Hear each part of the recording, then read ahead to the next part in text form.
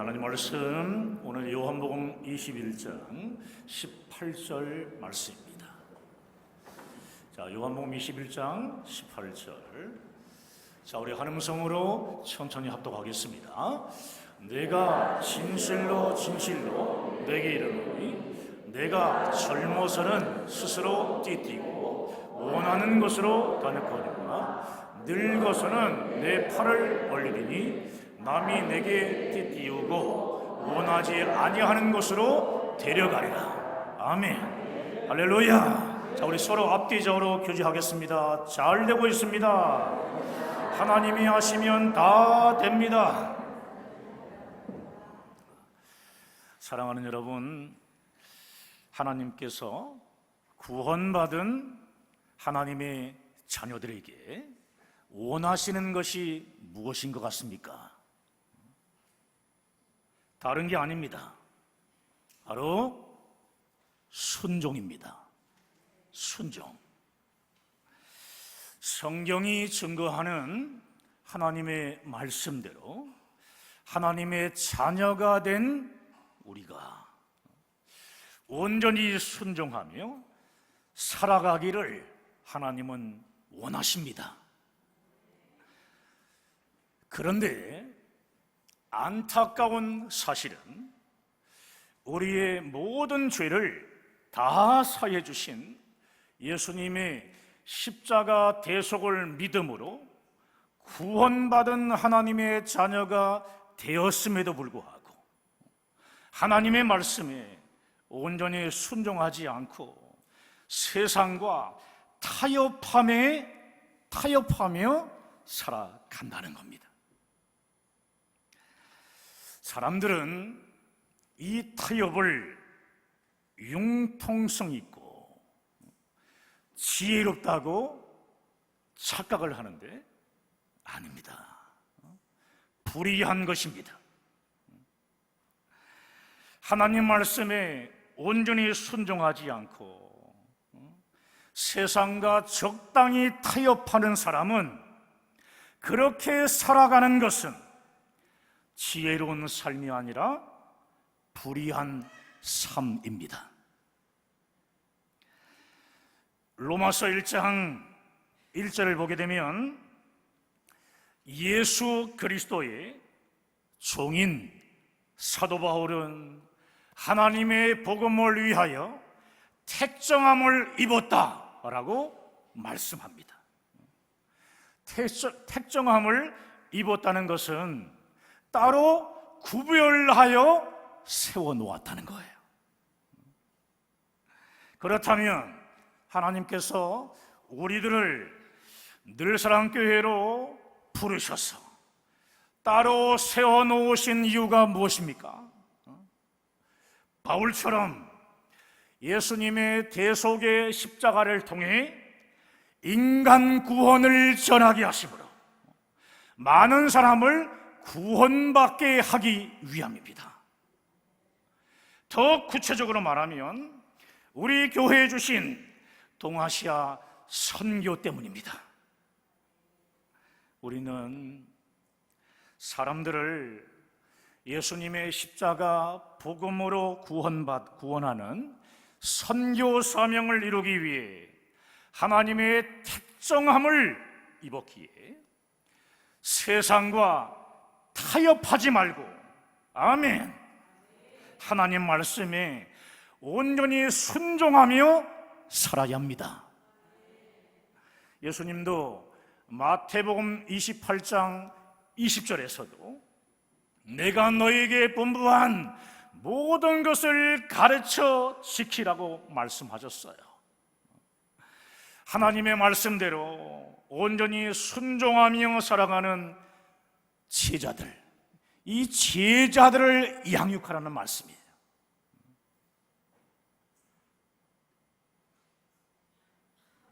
아버지, 사랑하는 여러분, 영과 혼과 육은 설명을 위해 잠시 기능적으로는 나눌 수 있지만 실제 삶 속에서는 영과 혼과 육을 따로 나눌 수 없습니다. 우리가 죽기 전에는 하나입니다. 따라서 우리의 신앙이요, 육체의 행동으로 실제적으로 나타나는 것이 말씀대로 순종하는 삶인 거예요. 그런데 요즘 성도들은 이 몸으로 하는 순종이요, 아주 너무나 약해요. 하나님의 자녀로서 성경이 요구하는 순종의 삶을 몸으로 살아내질 못해요.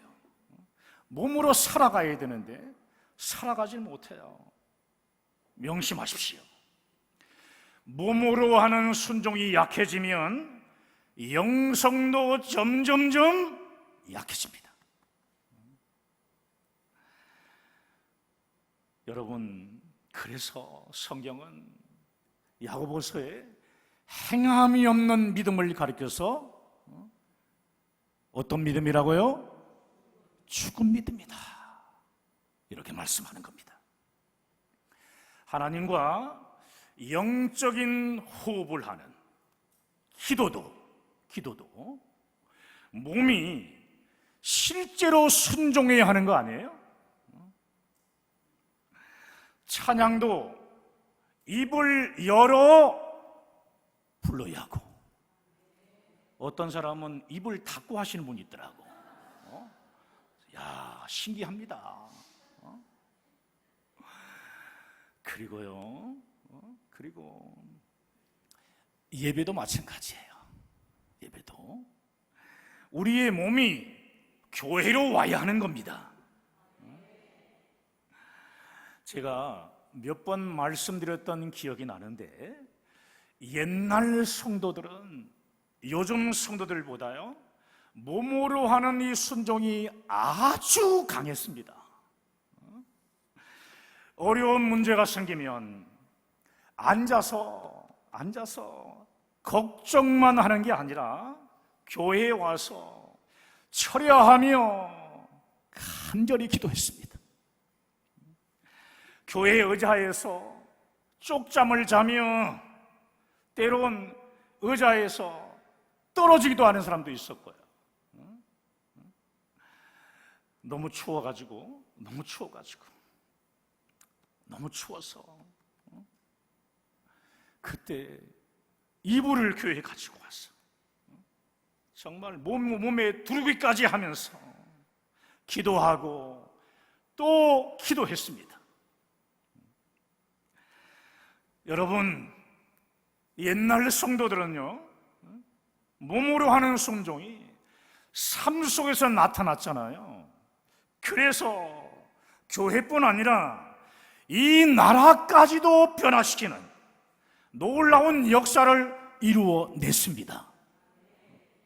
사랑하는 성도 여러분, 전능하신 모든 능력을 행하실 하나님을 믿는다면 힘들다고 세상과 타협하지 말고 살아계신 하나님이 역사하실 때까지 말씀에 순종하며 기도해야 합니다. 할렐루야! 순종하며 기도하는 것뿐만이 아니에요. 하나님이 하지 말라면 깨끗이 하지 말아야 하는 거죠. 성경의 인물들 가운데서 하나님이 안 된다며 허락하지 않아서 우리 눈에 볼 때 너무 불쌍하고 억울해 보이기까지 하는 두 사람이 있어요.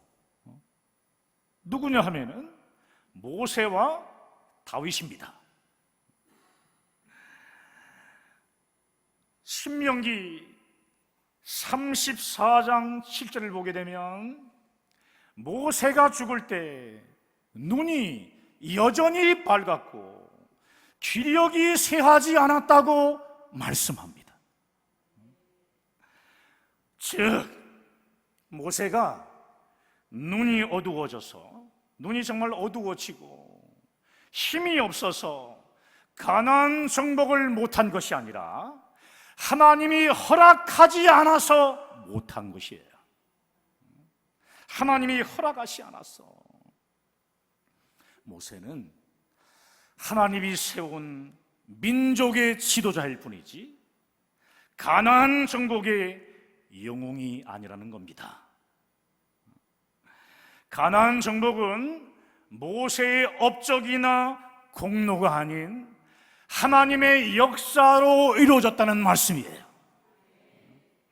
하나님은 모세의 뒤를 이은 여호수아를 통해 가나안을 정복하게 하실 때에도요, 가나안을 정복하기 전에 목숨을 건 할례를 행하게 하셨고, 이해할 수 없는 말씀을 우리에게 주셨고, 유월절을 지키는 예배를 먼저 하게 하셨습니다.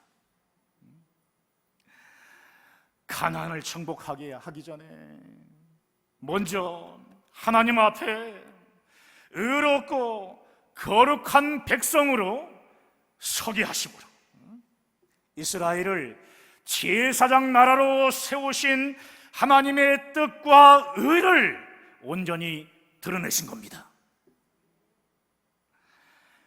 예루살렘 성에 하나님의 성전을 지을 때 솔직히 솔로몬보다 다윗이 경제적으로도 더 나았고요, 성전 짓기도 더 쉬웠습니다. 그런데 하나님은 피를 많이 흘렸다며 다윗에게 성전을 짓지 말라고 말씀하시며 성전 건축은 아들 솔로몬에게 맡기셨어요. 사실 다윗이 전쟁에서 피를 많이 흘린 것이 다윗 스스로의 선택이었습니까? 아니에요. 하나님께서 하게 하신 전쟁이었잖아요. 그런데 하나님은 왜 다윗이 성전을 짓지 못하도록 하신 것입니까? 만약 다윗이 성전을 지었다면 사람들은 다윗의 업적과 공로에 눈이 멀어 피의 속죄를 통해 하나님을 만나는 성전의 의미를 망각했을 겁니다. 그래서 하나님은 이 땅에 처음으로 세워지는 성전, 하나님의 성전에 다윗의 업적이나 성공이 개입되지 않게 하신 겁니다. 오직 하나님의 의와 영광만이 성전을 통해 드러나게 하시려고 하나님은 다윗이 성전을 짓지 못하게 하신 거예요. 하나님이 야박하신 건가요? 너무 야박해요? 아닙니다. 그렇지 않습니다. 하나님은 모세와 다윗을 세상의 갈치와 영광으로부터 오히려 보호하신 겁니다. 하나님은 우리가 후에 천국에서 별과 같이 빛나게 하시려고 하나님은 모세와 다윗을 숨기신 겁니다. 감추신 거예요. 하나님께 철저히 버림받은 것 같이 느껴지지만 정말 억울할 만도 하잖아요. 그런데 모세와 다윗은 하지 말라는 하나님 말씀에 아무 이유를 달지 않고 온전히 순종했습니다. 사랑하는 여러분, 과연 우리는 하나님이 다 내려놓으라고 말씀하실 때 모세와 다윗처럼 모든 것을 다 내려놓을 수 있습니까?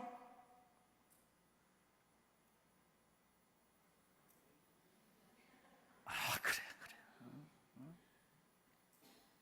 여러분, 저를 포함한 우리 모두는 모세와 다윗처럼 순종하기가 쉽지 않을 겁니다. 여러분, 우리 모두는 순종하지 않을 뿐 아니라 더 나아가 선동하며 도발을 할 것이에요. 하나님이 나에게 어찌 이럴 수 있냐면서 사람들을 막 선동하고 다닙니다. 모세와 다윗이 위대한 것은 다른 게 아니에요. 하나님이 하지 말고 다 내려놓으라고 할 때 온전히 순종하며 다 내려놓은 것입니다. 만약 제가 모세라면 광야에서 40년 동안 온갖 고생을 하며 여기까지 왔는데 가나안에 들어가지 못한다고요? 저는 절대로 이해할 수 없어요. 하나님 장난치십니까?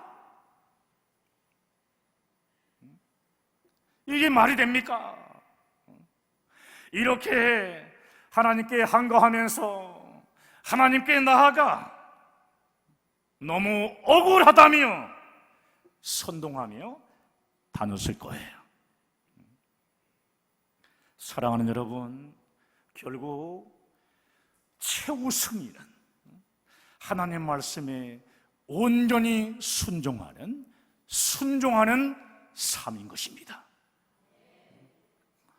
솔로몬이 성전에 세운 모리아산, 성전을 세운 이 모리아산은 아브라함이 하나님께 철저하게 순종을 했던 장소입니다. 너의 독자인 이삭을 바치라는 그 말씀을 하실 때 아브라함은 온전한 순종으로 내어놓은 장소예요. 온전한 순종으로 독자보다 더 귀한 예배를 하나님께서 그곳에서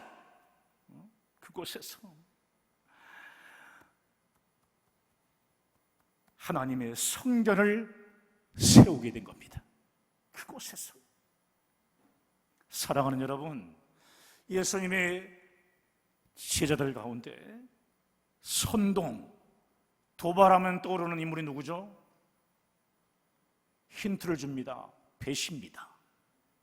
그렇습니다. 우리 이 가운데도 성격이 급한 사람들이 있어요. 베드로 같은 사람이 있습니다. 베드로는 얼마나 도발을 잘하는지요. 사람들을 선동하는 데 이끄는 데에는 1인자입니다. 1인자. 마태복음 16장을 보게 되면 주는 그리스도시요 하나님의 아들이십니다 할 때 예수님은 칭찬을 하긴 하셨지만 바로 예수님은 내가 그리스도인 것을 알리지 말라 이렇게 베드로의 입을 단속하셨습니다. 예수님이 십자가에 달려 죽으셔야 한다고 했을 때도 베드로는 어떻게 했죠? 안 됩니다! 이렇게 선동하다가 사탄아 물러가라면서 그 말을 예수님께 호되게 야단까지 맞았던 인물이 베드로예요. 주를 위하여 죽으러 가자고 선동했던 이 베드로가 정작 주님이 잡히셨을 때는 어떻게 했죠? 3번이나 부인한 것을 요한복음에 말씀하여요. 부활하신 주님을 만나고서도 갈릴리로 다시 고기를 잡으러 가자 이렇게 주변에 있는 제자들을 선동했던 사람 역시 베드로였습니다. 이러한 선동자 베드로에게 부활하신 주님이 찾아오셔서 내 양을 먹이라, 내 양을 치라는 말씀을 주심으로 다시 사명을 주시면서 하신 말씀이 오늘 본 말씀이에요. 자, 오늘 본문 우리 18절 말씀 다시 한번 읽습니다. 내가 진실로 내게 이르노니 내가 젊어서는 스스로 띠뛰고 원하는 곳으로 다녔거니와 늙어서는 내 팔을 벌리리니 남이 내게 띠띠우고 원하지 아니하는 곳으로 데려가리라. 주님의 말씀에 온전히 순종하지 못하고 자기가 원하는 대로 다니며 선동을 일삼았던 베드로가 앞으로 성령을 받아 성령께 붙잡히면 성령께서 이끄시는 대로 온전히 순종하는 삶을 산다는 말씀이에요. 성령께 붙잡히면 성령께서 베드로에게 띠띠우고 성령께서 원하시는 대로 베드로의 삶을 이끌어 가신다는 거예요. 사도행전을 보게 되면 성령께 이끌리는 베드로를 우리가 확인할 수 있는데, 성령께 이끌리는 베드로는 더 이상 선동자가 아니라 순종하는 사람이었습니다.